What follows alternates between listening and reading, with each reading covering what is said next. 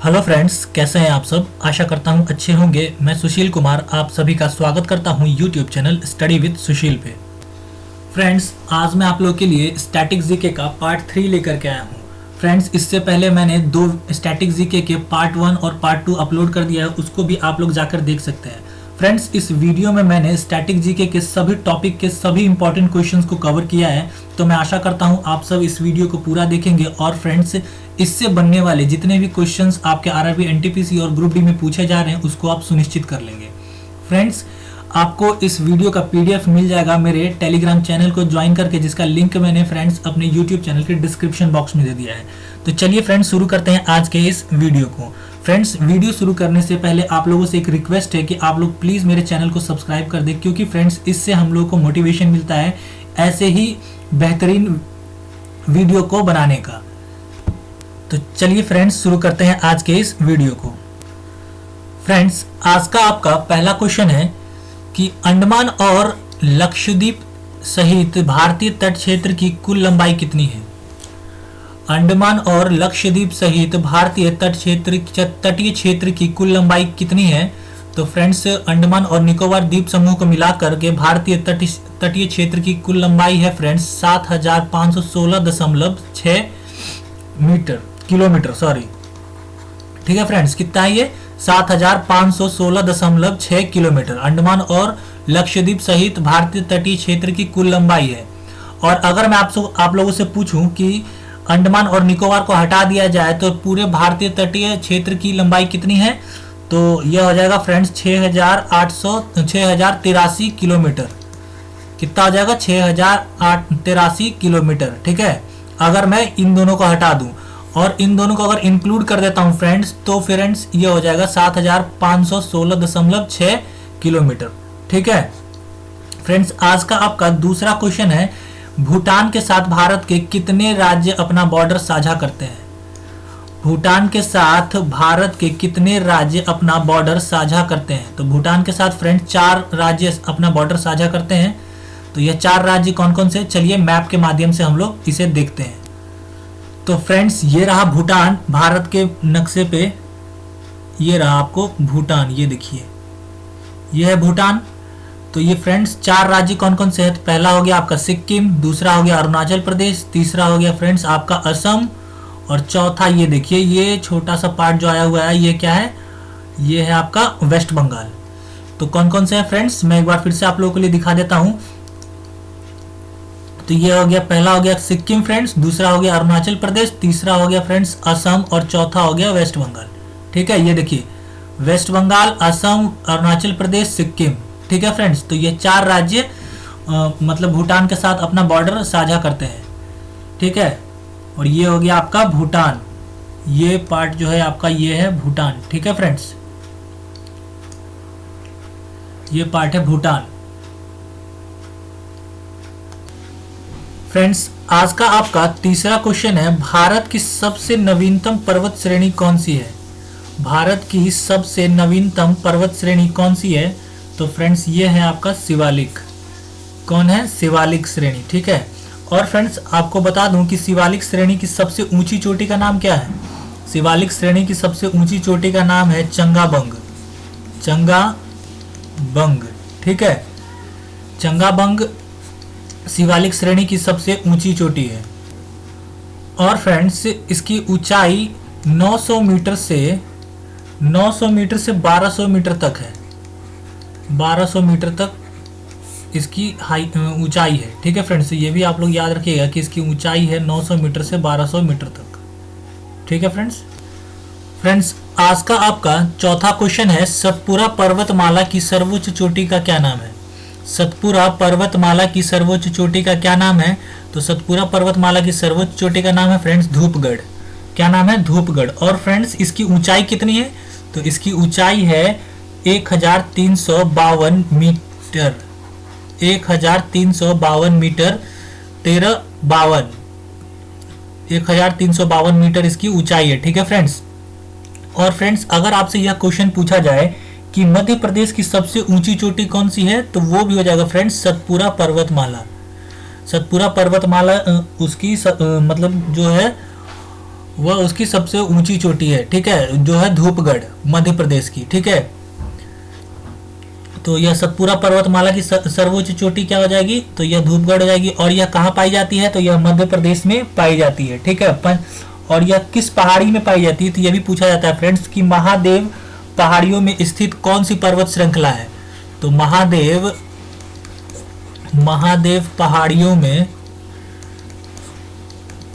में कौन सी पर्वत श्रृंखला है, तो यह सतपुरा पर्वतमाला है, ठीक है फ्रेंड्स। तो ये भी आपको याद रखना है कि महादेव पहाड़ियों में सतपुरा पर्वतमाला स्थित है और उसकी सर्वोच्च चोटी का नाम है धूपगढ़, जिसकी लंबाई क्या है 1352, ठीक है फ्रेंड्स, मीटर।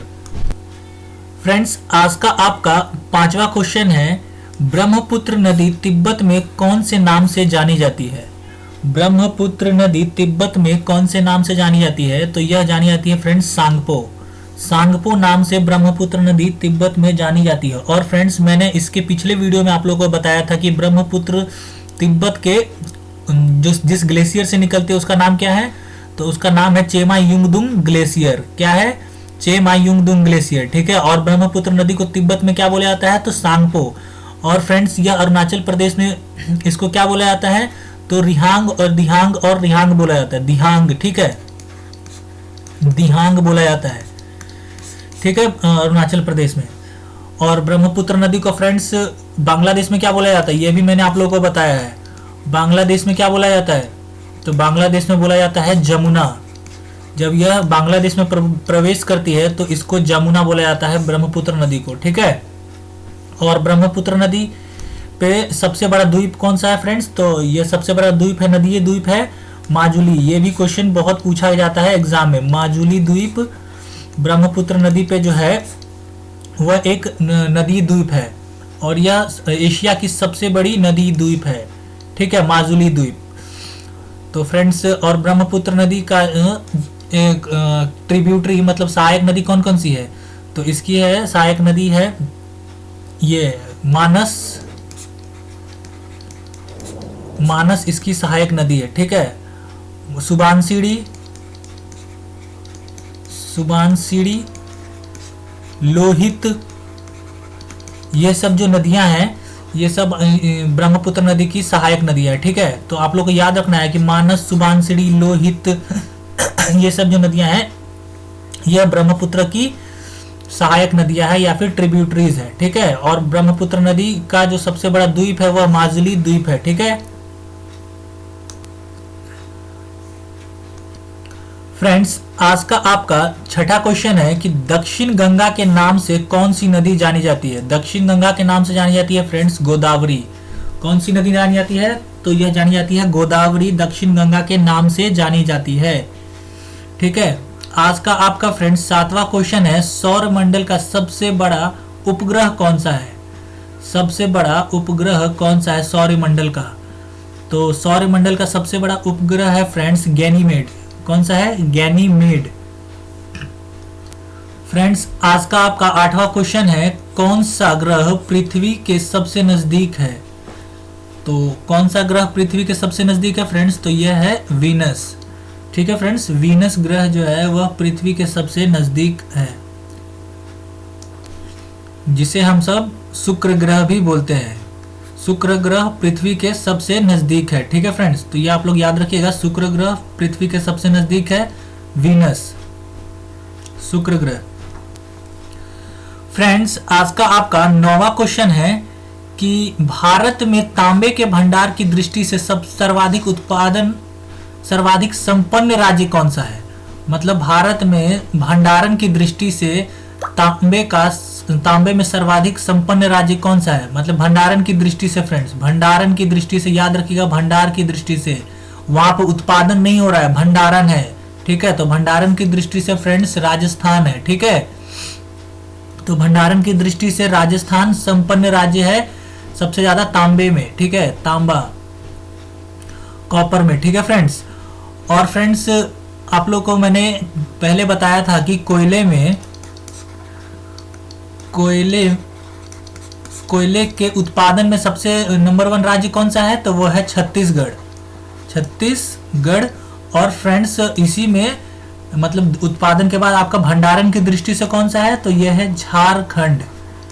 झारखंड आपका हो जाएगा भंडारण की दृष्टि से, और उत्पादन की दृष्टि से छत्तीसगढ़। और फ्रेंड्स मैंने आप लोगों को एक और चीज बताया था कि पश्चिम बंगाल में, वेस्ट बंगाल में कहाँ पे है कोयले का खदान, तो यह है रानीगंज। ठीक है, रानीगंज। रानीगंज में पश्चिम बंगाल के रानीगंज में कोयला का उत्पादन होता है। और सबसे ज्यादा कोयले का उत्पादन कहाँ होता है, किस राज्य में होता है, तो यह छत्तीसगढ़ में होता है। और सबसे ज्यादा भंडार कहाँ पे है कोयले का, तो यह झारखंड में है। उसी प्रकार से फ्रेंड्स इस क्वेश्चन में पूछा गया है कि तांबे का सबसे ज्यादा भंडार किस राज्य में है, तो यह है फ्रेंड्स आपका राजस्थान में। ठीक है, और फ्रेंड्स भारत में तांबे का उत्पादन की दृष्टि से कौन सा राज्य सबसे नंबर 1 पे है, तो उत्पादन की दृष्टि से पहले पायदान पे जो है फ्रेंड्स वह है मध्य प्रदेश। तांबे में उत्पादन की दृष्टि से पहले स्थान पे है मध्य प्रदेश। तो आप लोग इसका ध्यान रखिएगा, भंडारण और उत्पादन, भंडारण और उत्पादन याद ध्यान में रखिएगा कि उत्पादन की दृष्टि से तांबे में सबसे पहला राज्य है, प्रथम राज्य है मध्य प्रदेश। ठीक है, पहले पायदान पे है मध्य प्रदेश, और भंडारण की दृष्टि से है आपका राजस्थान। चलिए फ्रेंड्स अगले क्वेश्चन पे चलते हैं। आज का आपका 11वां क्वेश्चन है, राष्ट्रीय मानस राष्ट्रीय उद्यान किस राज्य में है, तो मानस राष्ट्रीय उद्यान है फ्रेंड्स असम में। अभी मैंने आपको बताया था ब्रह्मपुत्र नदी की सहायक नदियां, जो जिसमें एक नाम मैंने लिया था मानस। ठीक है, तो यह उसकी सहायक नदी के नाम पे रखा गया है मानस राष्ट्रीय उद्यान। और मैंने कौन कौन सी ब्रह्मपुत्र नदी की सहायक नदियां बताई थी, तो यह थी फ्रेंड्स लोहित, सुबानसिरी, ठीक है, और क्या था, मानस। ठीक है, तो यहाँ पे आपका हो गया मानस राष्ट्रीय उद्यान किस राज्य में है, तो ये असम में है। ठीक है, आज का आपका 12वां क्वेश्चन है फ्रेंड्स, किश्तवाड़ राष्ट्रीय उद्यान किस राज्य में है, तो किश्तवाड़ राष्ट्रीय उद्यान है फ्रेंड्स जम्मू कश्मीर में। जम्मू कश्मीर में किश्तवाड़ राष्ट्रीय उद्यान है। चलिए फ्रेंड्स आपको मैं एक ट्रिक के माध्यम से इसको याद करवा देता हूँ कि आप लोगों को पता है कि कश्मीर में सबसे ज्यादा वॉर होते हैं। ठीक है, तो वॉर होते हैं, तो यहाँ पे देखिए फ्रेंड्स किश्तवाड़ वॉर है ना, पीछे लगा वॉर, तो इससे आपको याद हो जाएगा कि जम्मू कश्मीर में सबसे ज्यादा वॉर होता है। तो आप लोग याद रख पाइएगा कि किश्तवाड़ राष्ट्रीय उद्यान कहाँ पे है, जम्मू कश्मीर में। और फ्रेंड्स उसके बाद क्या होता है, वॉर होने से क्या होता है कि हम लोग को बहुत दुख होता है, गम होता है ना, तो आप लोग उससे याद रखिएगा कि डची गम जो राष्ट्रीय उद्यान है वह कहाँ पे है, वो भी जम्मू कश्मीर में। ठीक है, तो आपको दो चीजें याद हो गई, डची गम और किश्तवाड़ जो राष्ट्रीय उद्यान है वह कहाँ पे है, तो यह है जम्मू कश्मीर में। ठीक है, चलिए फ्रेंड्स अगले क्वेश्चन पे चलते हैं। आज का आपका फ्रेंड्स 13वां क्वेश्चन है, बागुओ चक्रवात कहाँ आता है, बागुइयो चक्रवात कहाँ आता है, तो बागियो चक्रवात आता है फ्रेंड्स फिलीपींस द्वीप में, फिलीपींस में आता है बागियो। ठीक है, बागुइयो चक्रवात आता है, मतलब साइक्लोन जो है, ये जो साइक्लोन है वह कहाँ आता है, तो यह आता है आपका फिलीपींस में। ठीक है फ्रेंड्स, आज का आपका 14वां क्वेश्चन है कि कोटोपैक्सी ज्वालामुखी विस्फोट किस देश में होता है, कोटोपैक्सी ज्वालामुखी विस्फोट किस देश में हुआ था, तो यह होता है फ्रेंड्स इक्वेडोर में। कहाँ पे होता है, इक्वेडोर। ठीक है, इक्वेडोर में कोटोपैक्सी ज्वालामुखी विस्फोट हुआ था। फ्रेंड्स श्री सेलम बांध किस नदी पर है, श्री सेलम बांध किस नदी पर है, तो फ्रेंड्स यह श्री सेलम बांध है आपका कृष्णा नदी पे। कौन सी नदी पे, कृष्णा नदी पे। और अगर आपसे पूछ लिया जाए कि श्री सेलम बांध किस राज्य में है, तो आप लोग क्या बोलिएगा, तो श्री सेलम बांध है फ्रेंड्स आंध्र प्रदेश में। ठीक है, आंध्र प्रदेश में, आंध्र प्रदेश में श्री सेलम बांध है। चलिए फ्रेंड्स अगले क्वेश्चन पे चलते हैं। आज का आपका अगला क्वेश्चन है, नाथपा झाकरी बांध किस नदी पर है, नाथपा झाकरी बांध किस नदी पर है, तो ये नाथपा झाकरी बांध है फ्रेंड्स सतलज नदी पे। कौन सी नदी पे, सतलज नदी पे है नाथपा झाकरी बांध। ठीक है, तो और ये आपसे अगर पूछ दिया जाए कि नाथपा झाकरी बांध किस राज्य में है, तो यह आपका हो जाएगा हिमाचल प्रदेश में। हिमाचल प्रदेश में आपका नाथपा झाकरी बांध है। ठीक है, आज का आपका 17वां क्वेश्चन है फ्रेंड्स, भारत में वर्षा जल का मुख्य स्रोत कौन सा है, भारत में वर्षा जल का मुख्य स्रोत कौन सा है, तो यह है फ्रेंड्स दक्षिण पश्चिम मानसून। दक्षिण पश्चिम मानसून के कारण ही फ्रेंड्स भारत में वर्षाएं होती है, ठीक है। और यह कहाँ से प्रवेश करती हैं, तो यह केरल से प्रवेश करती है। भारत के ये जो एरिया है यहाँ पे केरल है, यहाँ से प्रवेश कर जाती है, ठीक है। दक्षिण पश्चिम मानसून। विश्व में ज्वार की खेती सबसे अधिक कहाँ होती है? विश्व में ज्वार की खेती सबसे अधिक कहाँ होती है? तो फ्रेंड्स सबसे ज़्यादा खेती ज्वार की होती है अमेरिका में, और उसके बाद फ्रेंड्स जो होती है वो होती है चीन में, ठीक है। तो आपको याद रखना है कि ज्वार की खेती सबसे ज़्यादा कहाँ होती है?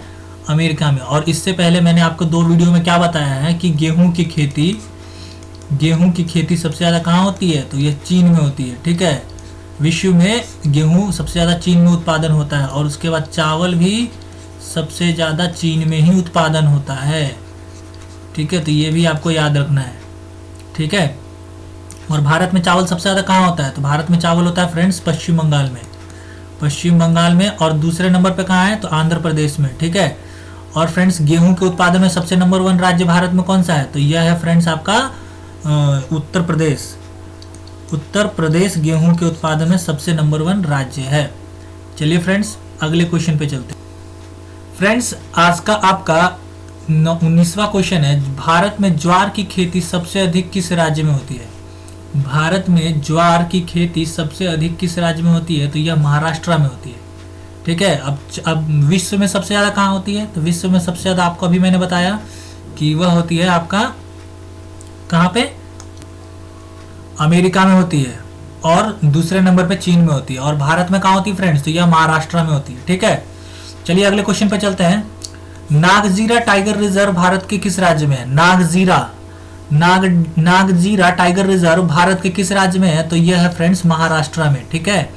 आज का आपका 21वां क्वेश्चन है, सतपुरा टाइगर रिजर्व किस राज्य में है? सतपुरा टाइगर रिजर्व किस राज्य में है?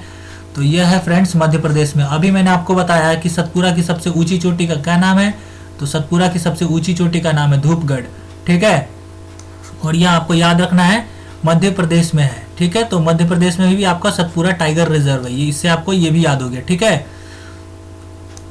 फ्रेंड्स आज का आपका 22वां क्वेश्चन है, पेटागोनिया मरुस्थल कहाँ है? पेटागोनिया मरुस्थल कहाँ है? तो फ्रेंड्स पेटागोनिया मरुस्थल आपको मिल जाएगा अर्जेंटीना में। पेटागोनिया मरुस्थल आपको मिल जाएगा अर्जेंटीना में। और मैंने आपको क्या क्या बता दिया फ्रेंड्स? ग्रेट विक्टोरिया मरुस्थल कहाँ है? तो यह है आपका ऑस्ट्रेलिया में। ऑस्ट्रेलिया में आपका मिल जाएगा ग्रेट विक्टोरिया मरुस्थल। और फ्रेंड्स मैंने एक और चीज आपको बताया था कि गोबी का मरुस्थल कहाँ मिल जाएगा? तो यह मिल जाएगा चीन और मंगोलिया में। कहाँ पे? मंगोलिया में, ठीक है। चीन और मंगोलिया में मिल जाएगा आपको गोबी का। और ग्रेट विक्टोरिया ऑस्ट्रेलिया में, और पेटागोनिया का मरुस्थल कहाँ मिल जाएगा? अर्जेंटीना में, ठीक है। तो ये तीनों आपको अभी याद रखना है, क्योंकि ये तीनों मैंने आपको पहले पिछले सीरीज में 2 बता चुका हूं, और ये तीसरा आपको आज की सीरीज में बता रहा हूं, ठीक है। चलिए फ्रेंड्स अगले क्वेश्चन पे चलते हैं। आज का आपका अगला क्वेश्चन है, पैम्पास और कंपोस घास के मैदान कहाँ पाए जाते हैं? पंपास और कैंपोस घास के मैदान कहाँ पाए जाते हैं? तो यह पाए जाते हैं ब्राजील में। कहाँ पाए जाते हैं? ब्राजील में पाए जाते हैं, ठीक है। और इससे पहले मैंने आपको क्या बताया था कि ऑस्ट्रेलिया में कौन से घास के मैदान पाए जाते हैं? तो ये डॉन्स है, DAWNS, डॉन्स, ठीक है। डॉन्स जो घास के मैदान है वह कहाँ पाए जाते हैं? ऑस्ट्रेलिया में। और ब्राजील में कौन से घास के मैदान पाए जाते हैं? तो पंपास और कंपोज, ठीक है। फ्रेंड्स आज का आपका 24वां क्वेश्चन है, जम्मू को श्रीनगर से जोड़ने वाला दर्रा कौन सा है? जम्मू को श्रीनगर से जोड़ने वाला दर्रा कौन सा है? तो यह है फ्रेंड्स आपका बनिहाल दर्रा। कौन सा है जम्मू को श्रीनगर से जोड़ने वाला दर्रा? तो यह है बनिहाल दर्रा। और इसी दर्रे में से फ्रेंड्स से जवाहर टनल होके गुजरती है। जवाहर टनल इसी दर्रे से होकर गुजरती है, ठीक है, जवाहर टनल। चलिए फ्रेंड्स अगले क्वेश्चन पे चलते हैं। तिब्बत की राजधानी लहासा को अरुणाचल प्रदेश से कौन सा दर्रा जोड़ता है? तिब्बत की राजधानी जो है लहासा, उसको अरुणाचल प्रदेश से कौन सा दर्रा जोड़ता है? तो यह जोड़ता है बोमडीला दर्रा। कौन सा दर्रा जोड़ता है? बोमडीला दर्रा, ठीक है फ्रेंड्स। बोमडीला दर्रा तिब्बत की राजधानी लहासा को अरुणाचल प्रदेश से जोड़ता है। फ्रेंड्स आज का आपका 26वां क्वेश्चन है, भारत की कंचनजंगा चोटी की ऊंचाई कितनी है? भारत में जो कंचनजंगा चोटी है फ्रेंड्स, उसकी ऊंचाई कितनी है? तो इसकी ऊंचाई है फ्रेंड्स 8,598 मीटर। ठीक है, 8,598 मीटर इसकी ऊंचाई है।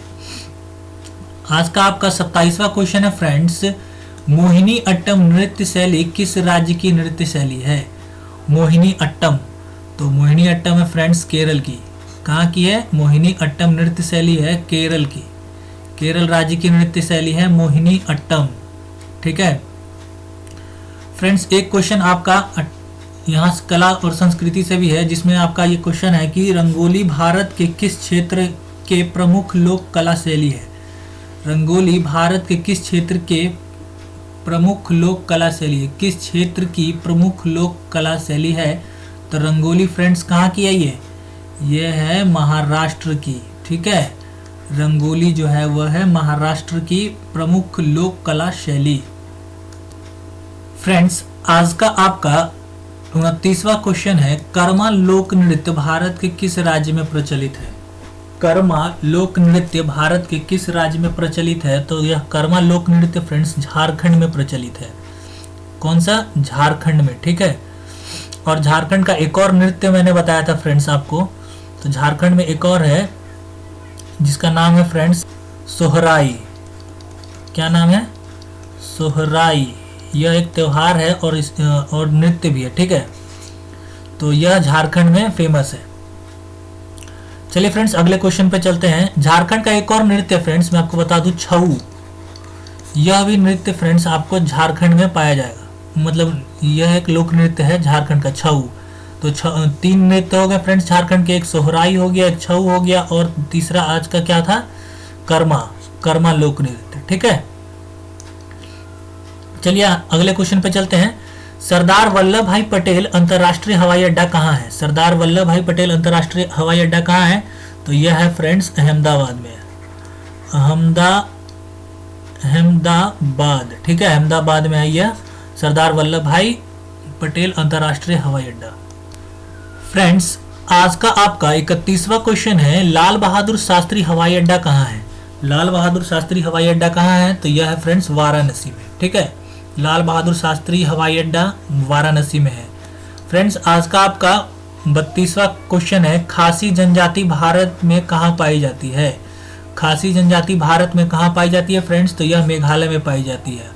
मेघालय में खासी जनजाति पाई जाती है। और फ्रेंड्स, इससे पहले मैंने आपको बताया था कि भारत में सबसे अधिक जनजातियों की संख्या कौन सी है? तो यह गोंड जनजाति है, जो भारत में सर्वाधिक पाई जाती है। ठीक है, और फ्रेंड्स मेघालय में एक और जनजाति पाई जाती है जिसका नाम है गारो, और इनके जनजातियों के नाम पर ही इनकी जो पर्वत श्रेणी है उनका नाम भी है, जैसे कि गारो पहाड़ियाँ और खासी पहाड़ियाँ। ठीक है, गारो पहाड़ियाँ और खासी पहाड़ियाँ मेघालय में पाई जाती हैं, जो कि फ्रेंड्स इनके जनजातियों के नाम पर रखी गई हैं। तो मेघालय में फ्रेंड्स कितनी जनजातियाँ पाई जाती हैं? तो मेघालय में पाई जाती हैं 2 जनजातियाँ, गारो और खासी। ठीक है, गारो और खासी। और भारत में सबसे ज़्यादा, अगर आपसे पूछा जाए कि भारत में सबसे अधिक कौन सी जनजाति की संख्या है, तो यह है फ्रेंड्स गोंड जनजाति की। और कल के वीडियो में मैंने आप लोगों को क्या बताया था कि भोटिया जनजाति कहाँ पाई जाती है? भोटिया जनजाति कहाँ पाई जाती है? तो यह उत्तराखंड में पाई जाती है। ठीक है, उत्तराखंड में पाई जाती है भोटिया जनजाति। चलिए फ्रेंड्स, अगले क्वेश्चन पे चलते हैं। किस जनजाति की संख्या उत्तर प्रदेश में सबसे अधिक है? अब देखिए फ्रेंड्स, उत्तर प्रदेश में सबसे अधिक जनजाति कौन सी है पाई जाती है? तो यह पाई जाती है थारू। थारू जनजाति जो है उत्तर प्रदेश में सबसे अधिक पाई जाती है। फ्रेंड्स, आज का आपका 34वां क्वेश्चन है, मैंग्रोव वनस्पतियों के लिए कौन सी मृदा उपयुक्त मानी जाती है? मैंग्रोव वनस्पतियों के लिए कौन सी मृदा उपयुक्त मानी जाती है? तो यह मानी जाती है फ्रेंड्स दलदली मृदा। दलदली मृदा को मैंग्रोव फॉरेस्ट के लिए उपयुक्त माना जाता है। ठीक है, आज का आपका 35वां क्वेश्चन है फ्रेंड्स, सोयाबीन की पैदावार सबसे अधिक किस राज्य में होती है? सोयाबीन जो होता है फ्रेंड्स, उसकी पैदावार सबसे अधिक किस राज्य में होती है? तो सोयाबीन की पैदावार सबसे अधिक फ्रेंड्स मध्य प्रदेश में होती है। सबसे अधिक मध्य प्रदेश में सोयाबीन की पैदावार होती है।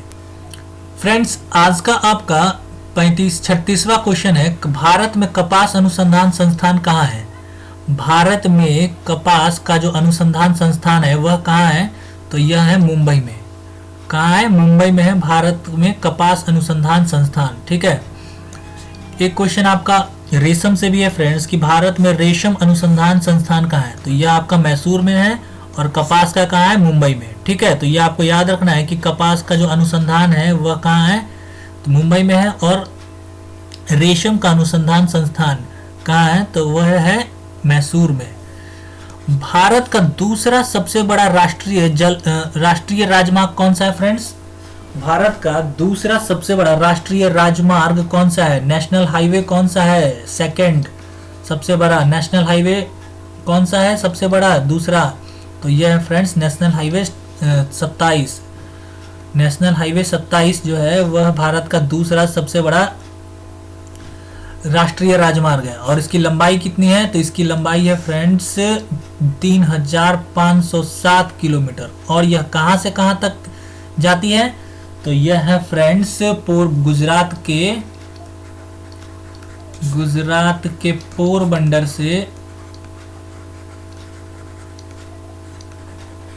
से कहां तक है फ्रेंड्स? आसाम के सिलचर तक। सिलचर आसाम तक। ठीक है। आसाम के सिलचर तक इसकी लंबाई है। ठीक है। और इससे पहले मैंने आपको कौन सा बताया था कि नेशनल हाईवे जो सबसे लंबा है उसका वो कौन सा है? तो वह है NH44। कौन सा है? NH44। और उसकी लंबाई क्या बताई थी मैंने फ्रेंड्स आप लोगों को? उसकी लंबाई बताई थी 3745। 3745 मैंने आप लोगों को इसकी लंबाई बताई थी। ठीक है। और इसकी क्या है? इसका तो बड़ा आसानी से याद हो जाएगा फ्रेंड्स एक ट्रिक के माध्यम से। देखिए इसको कैसे याद करेंगे।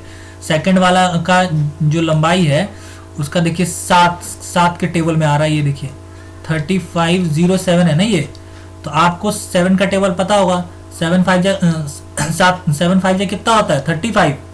ये देखिए 7 5 35 हो गया। तो ये आप लोग ऐसे लिख दोगे 7 5 35